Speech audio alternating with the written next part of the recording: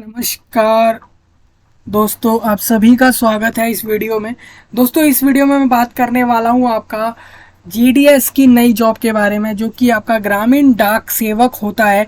ग्रामीण डाक सेवक जो होता है आपका पोस्ट ऑफिस के अंदर, जो कि डाक होता है, जिसको हम बोले कि डाकिया जो काम होता है पोस्ट ऑफिस के अंदर, उससे रिलेटेड जो है आपकी ये जॉब आ चुकी है। ग्रामीण डाक सेवक की जॉब आ चुकी है।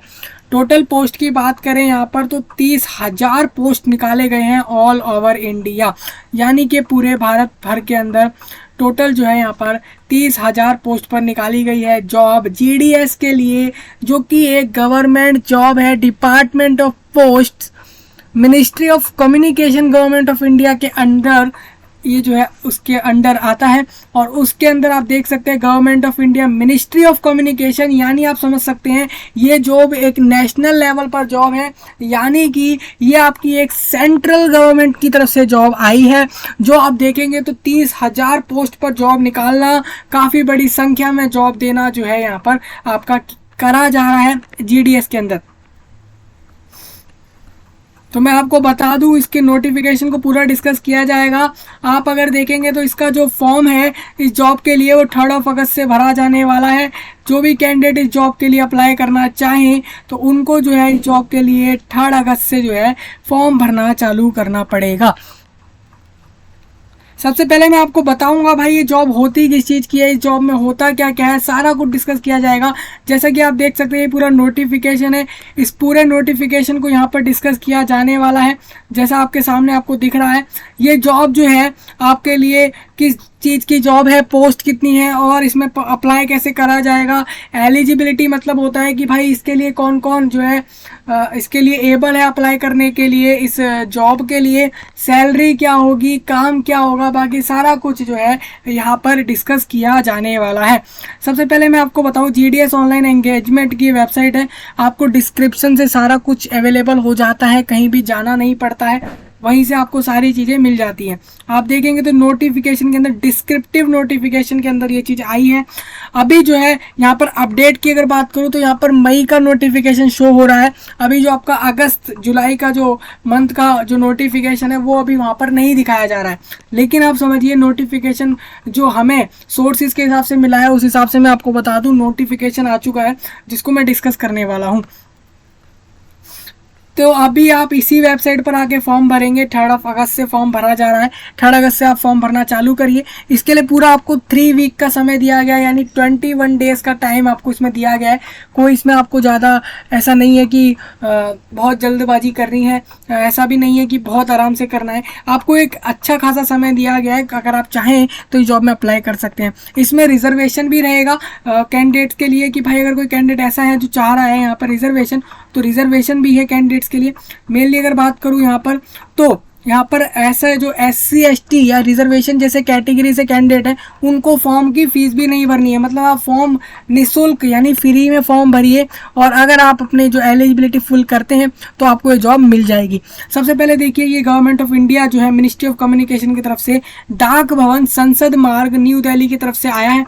टू ऑल चीफ पोस्ट, ये लिखा किसको जा रहा है, एक लेटर के फॉर्मेट में दिया गया है कि all chief post masters general. Subject आपको बता देता हूँ, GDS online engagement schedule 2 July 2023, descriptive notification and engagement schedule है। आप देख सकते हैं यहाँ पे क्या है कि I am directed to forward here with the descriptive notification of the GDS online engagement schedule 2 July 2023 for new for information of all concern you are faithfully. और यहाँ पर आप देख सकते हैं रवि पहवा की तरफ से ये जो आया है, आप देख सकते हैं ये इसमें आपका बोला गया है कि 1 अगस्त को ये प्रिपेयर करा गया है 2:20 पर। आप देख सकते हैं ये जो नोटिफिकेशन आपका बनाया गया ये आपका 1 अगस्त को बनाया गया, और हम अभी डिस्कस जब कर रहे हैं तो ये हम जो है 2 अगस्त के डेट में नोटिफिकेशन को डिस्कस कर रहे हैं, यानी कि नोटिफिकेशन वेबसाइट पर आज ही आया है। जो कि असिस्टेंट डायरेक्टर जनरल है, यहाँ इंडियन पोस्ट के असिस्टेंट डायरेक्टर जनरल की तरफ से आया है। आप देख सकते हैं उनका डायरेक्ट ईमेल भी आ रखा है, ईमेल भी लिखा हुआ है यहाँ पर, और हम इस तरीके से अब इसको पूरा डिस्कस करेंगे।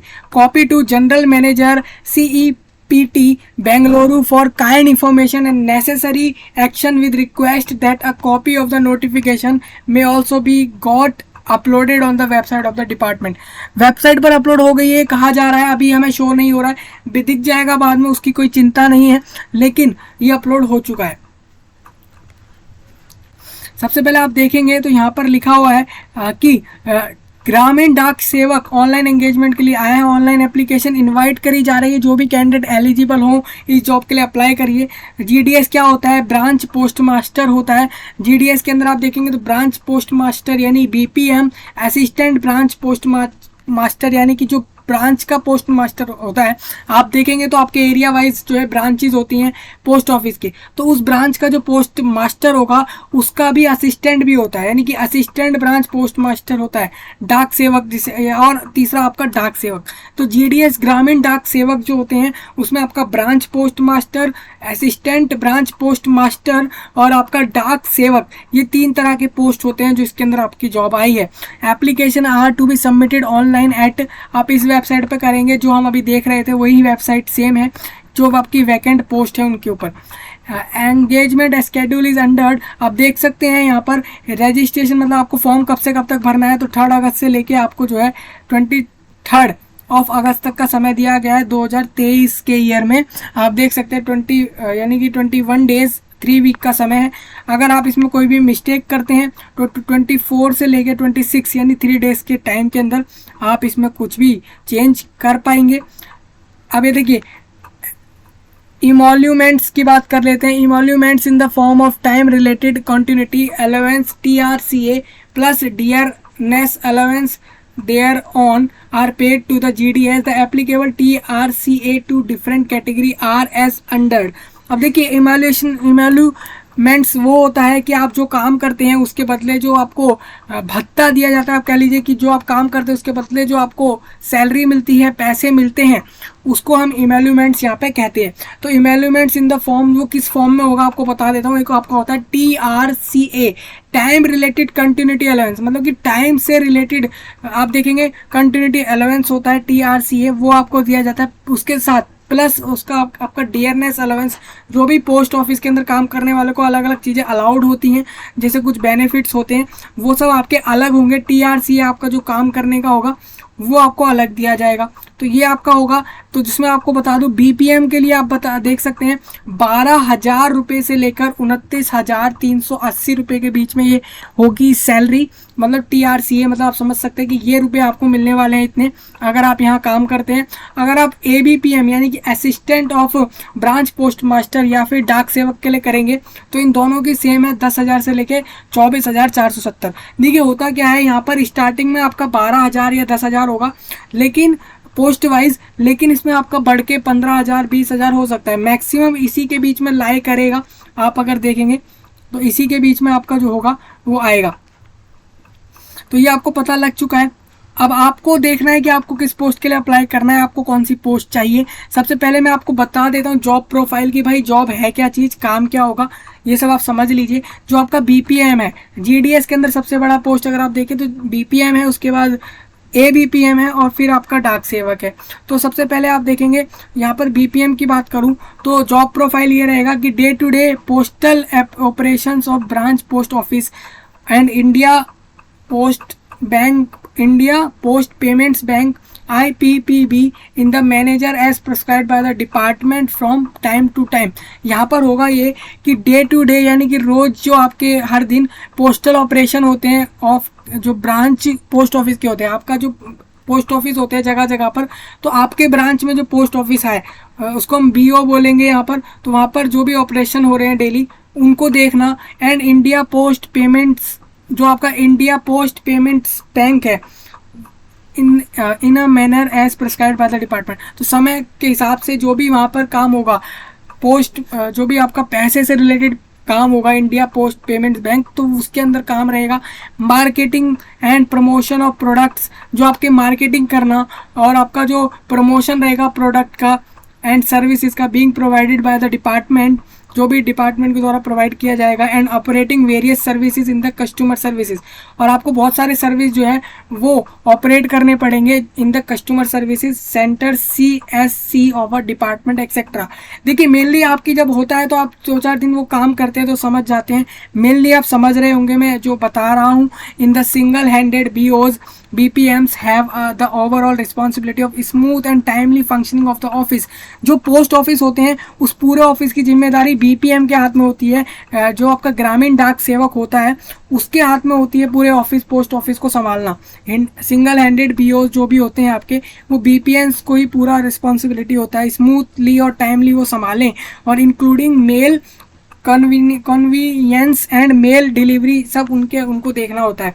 तो वो आपका BPM का पोस्ट हो जाएगा in the BOs other than single handed. The BPMs may be assisted by ABPM, however BPM will be required to do combined duties of as and when ordered और in the case of non availability। देखिए जब आपका assistant नहीं होगा, जैसे मान लीजिए कोई पोस्ट होती है तो आपका असिस्टेंट नहीं होता, तो आपके असिस्टेंट का भी जो काम होता है वो भी आपको ही करना है। तो ये एक बात आप समझ सकते हैं। यानी अदर वर्क में also be assigned by supervisor like, देखिए और सारे जो काम होते हैं वो भी असाइन किए जा सकते हैं बाय सुपरवाइजर के द्वारा जो आपके ऊपर होगा BPM के ऊपर, लाइक मेल ओवरसीज करना, और आपका MO inspector post IPO assistant superintendent of post ASPO superintendent of post office SPOs senior superintendent of post office SSPOs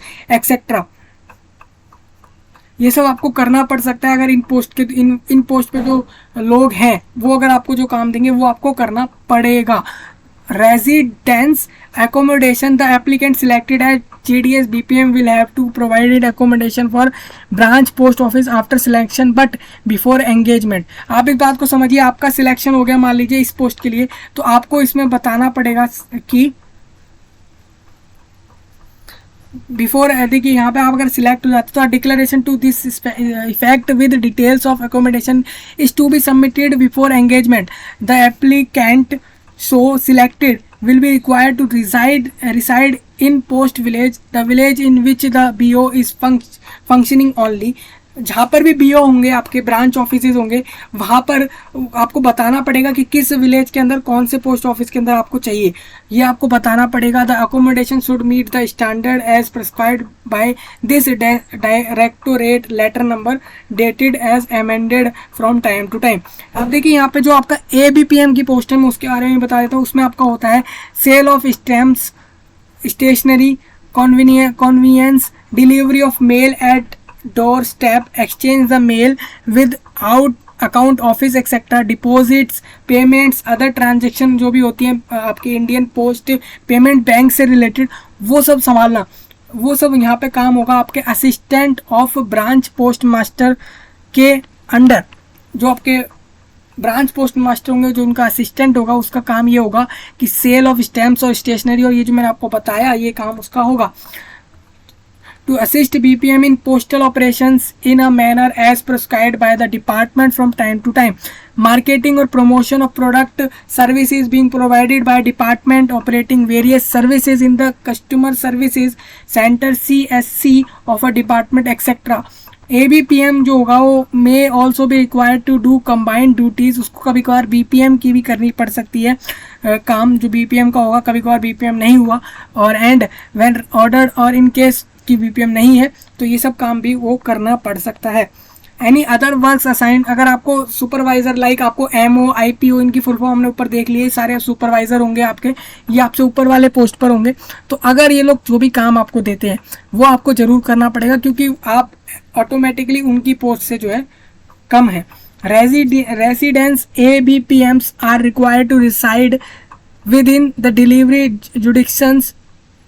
jurisdictions of the post office concern. डाक सेवक का काम आपको बता दूं, Dak Sevak will be engage in departmental office like sub post office head post office etceteras. देखिए डाक सेवक जो होते हैं वो आपके एंगेज किए जाते हैं डिपार्टमेंटल ऑफिस के अंदर, जैसे कि आपके डिपार्टमेंट के हिसाब से जो ऑफिस हैं, जैसे कि पोस्ट ऑफिस का छोटा पार्ट यानी कि सब पोस्ट ऑफिस हो गया, हेड पोस्ट ऑफिस हो गया। द जॉब प्रोफाइल ऑफ डाक सेवक की होती क्या है? Sale of stamps, stationery, conveyance and delivery of mail except at door stop यानी कि घर तक छोड़ना, डिपॉजिट्स करना, पेमेंट्स करना, अदर ट्रांजेक्शन जो होती हैं आपकी इंडिया पोस्ट पेमेंट बैंक की, any other duties assigned by post master, और जो भी आपका पोस्ट मास्टर असाइन करेगा ड्यूटी वो आपको करनी है। डाक सेवक में डाक सेवक में have to work in sorting office of railway mail service, ये भी हो सकता है आपका। और डाक सेवक in the mail office will handle receipt और डिस्पैच ऑफ मेल। अब देखिए डाक सेवक का ये भी काम हो सकता है कि मेल ऑफिस के अंदर उसको हैंडल करना पड़ सकता है कि रिसिप्ट जो है उनको जो mail of dispatch of mail को भेजना है तो उससे रिलेटेड जो उसकी रिसिप्ट होगी उसका काम सारा रहना।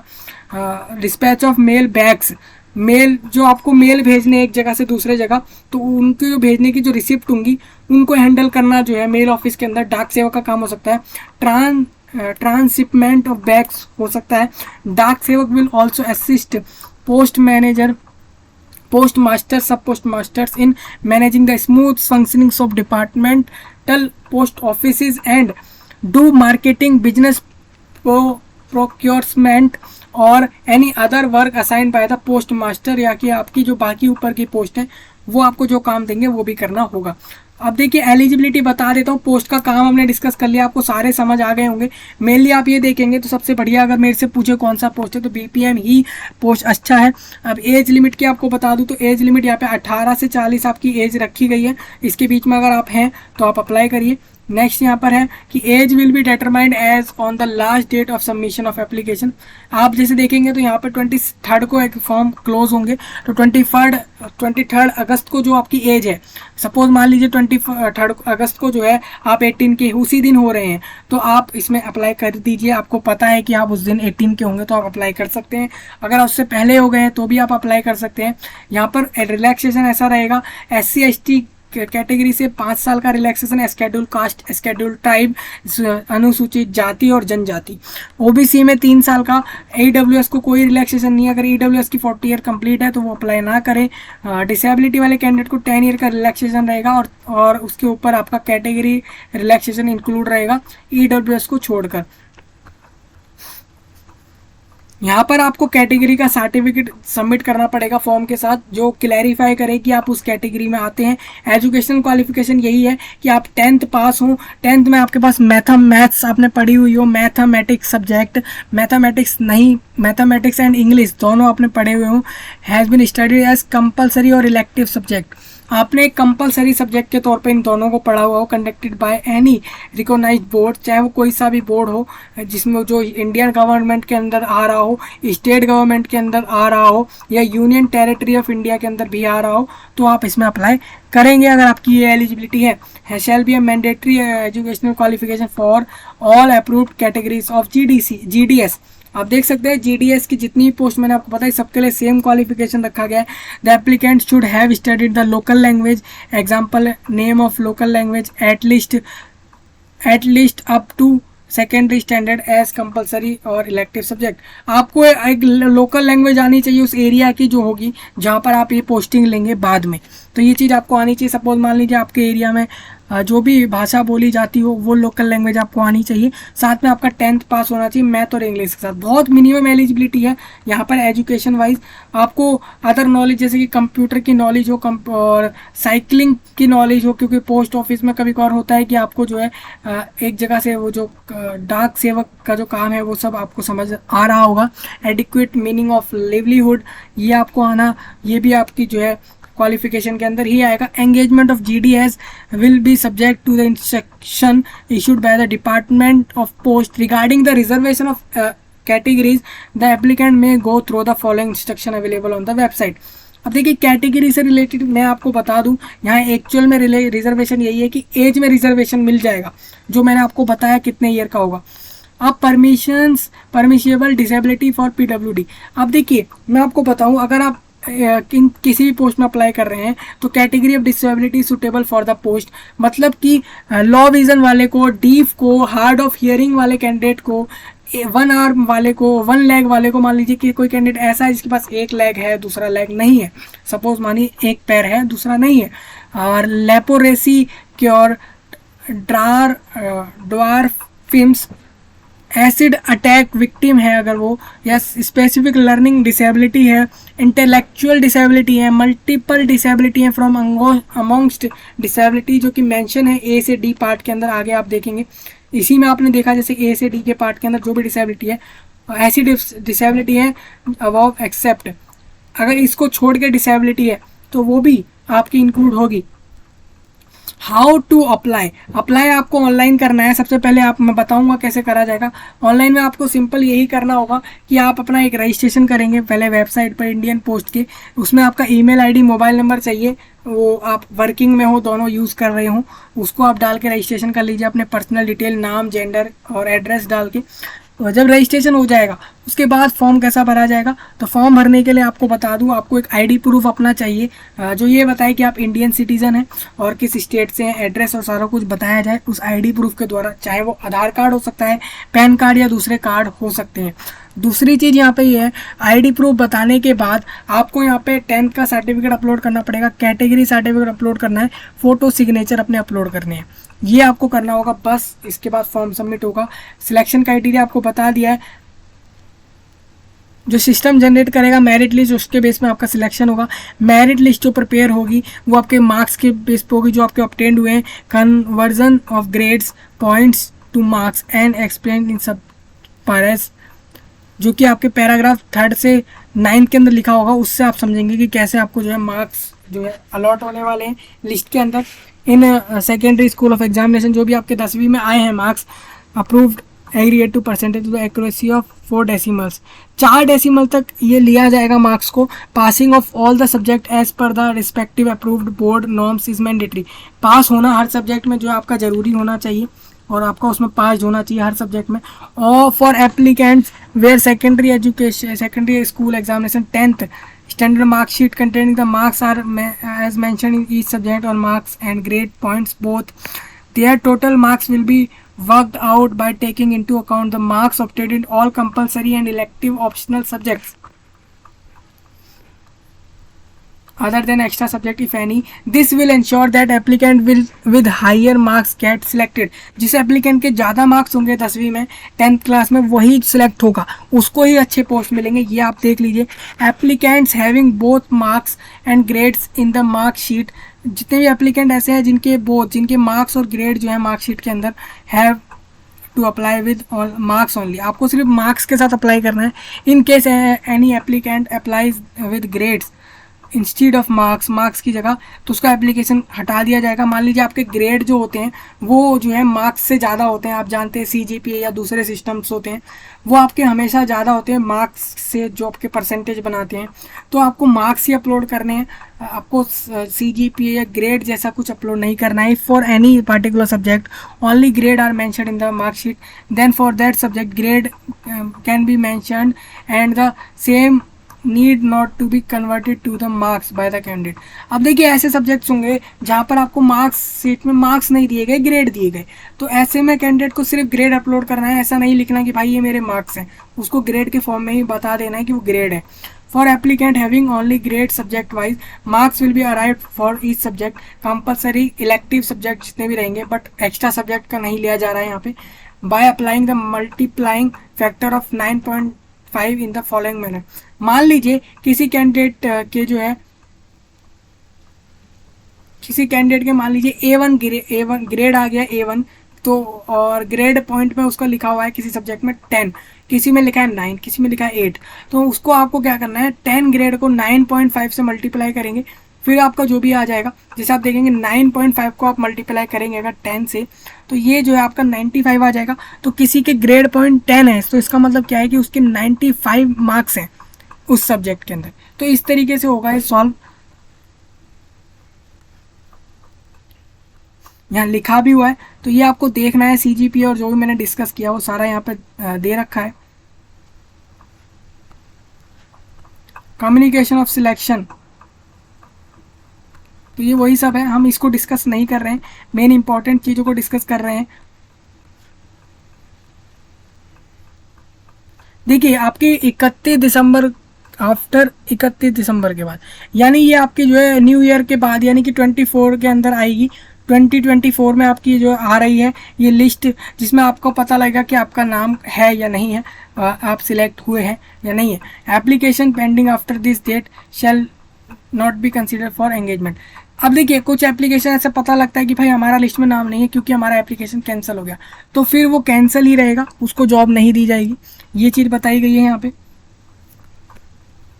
और ये कुछ इंपॉर्टेंट इंस्ट्रक्शन है, आप इसको ज़रूर रीड करें, इसमें कुछ आपके लिए ज़रूर इंपॉर्टेंट चीज़ें दी गई हैं जिसको आपको पढ़ना ज़रूरी है।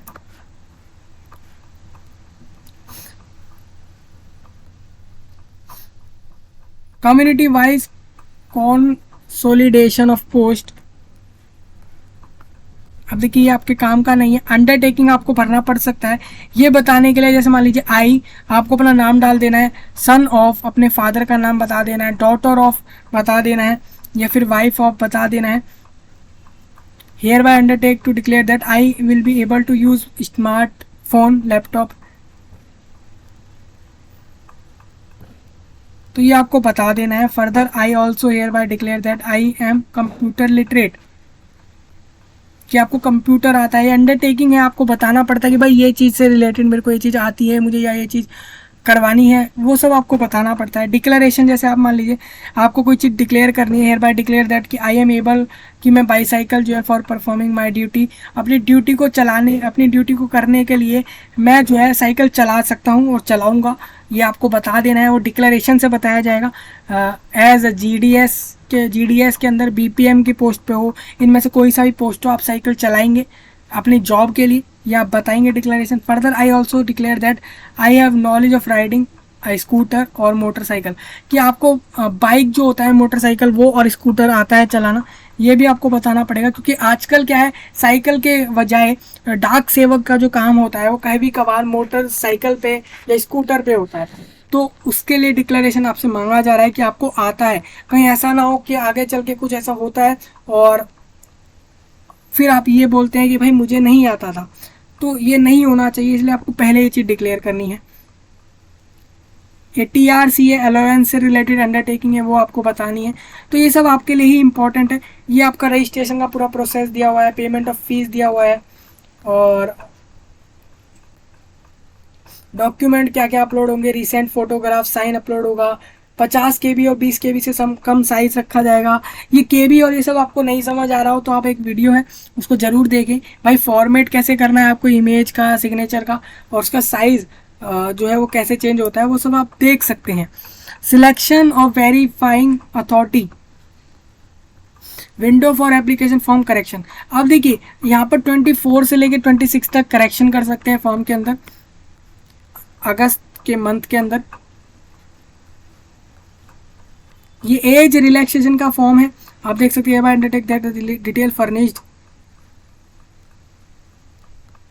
R2, आप ये अंडरटेकिंग देंगे ये बताने के लिए आपने जो भी डिटेल दी सही है, और अगर वो गलत निकलती है तो आपकी जॉब कैंसिल करी जाए, उसके लिए अंडरटेकिंग आपको देनी पड़ेगी।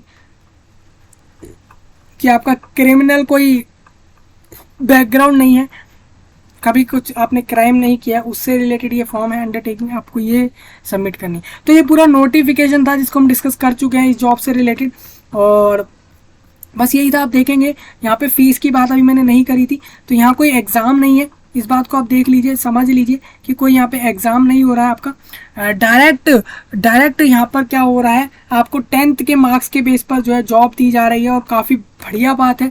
और आप इसमें देखेंगे तो इसमें 30,000 पोस्ट पर जॉब निकाली गई है, तो काफ़ी बड़ी बात है। 30,000 लोगों को जॉब दी जा रही है पूरे इंडिया के अंदर, और 3 अलग अलग पोस्ट पर, एक आपका BPM, ABPM और डाक सेवक, तीनों के पोस्ट हैं। 30,000 जॉब है पूरे इंडिया के अंदर, जितने भी अलग अलग पोस्ट ऑफिस है सब के अंदर ये होगी जॉब। आप जहाँ चाहे ले सकते हैं, 10th के मार्क्स जिसके ज़्यादा होंगे उसको ये जॉब मिलेगी। और 100 रुपीज़ फीस है जनरल कैटेगरी के लिए, OBC के लिए। SC ST कैंडिडेट को फीस नहीं पे कर रही, बिल्कुल 0 रुपीज़ है उनके, वो फीस नहीं पे करेंगे, वो डायरेक्ट फ्री में अप्लाई करेंगे फॉर्म को। तो इसी के साथ हम कर रहे हैं वीडियो को एंड। मिलेंगे आपके साथ नए वीडियो में, तब तक के लिए आप सभी का धन्यवाद।